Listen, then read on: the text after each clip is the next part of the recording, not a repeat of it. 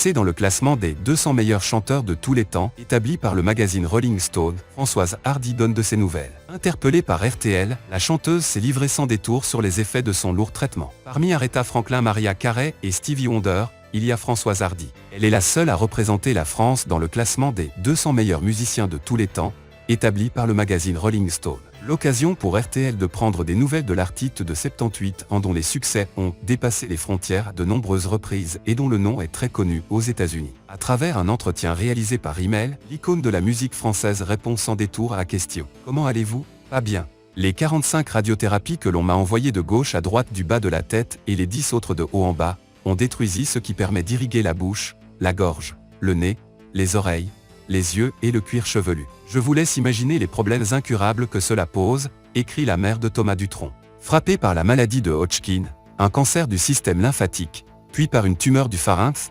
Françoise Hardy s'était déjà confiée sur les conséquences de son lourd traitement. Françoise Hardy contrainte de laisser sa carrière derrière elle. Quand 45 radiothérapies et une immunothérapie vous ont peut-être soigné, mais aussi privé définitivement de salive et rendu sourde d'une oreille, vous ne pouvez plus jouer de la musique, a-t-elle déploré dans les colonnes du Parisien, en avril 2021. Lors d'un entretien accordé à RTL, elle expliquait alors que les effets secondaires de la radiothérapie sont épouvantables. Avant de révéler les difficultés rencontrées au quotidien, vous ne pouvez pas vous alimenter normalement, vous ne pouvez pas vivre normalement. Quand j'ai des tout petits appels de salive, là je reprends espoir. Quand ça se dessèche encore plus, mon moral chute. On ne peut pas être musicien et être dans cet état-là. C'est impossible, ce n'est pas compatible. Depuis, l'artiste lutte en faveur de l'euthanasie en France pour que les souffrances de certains malades soient abrégées.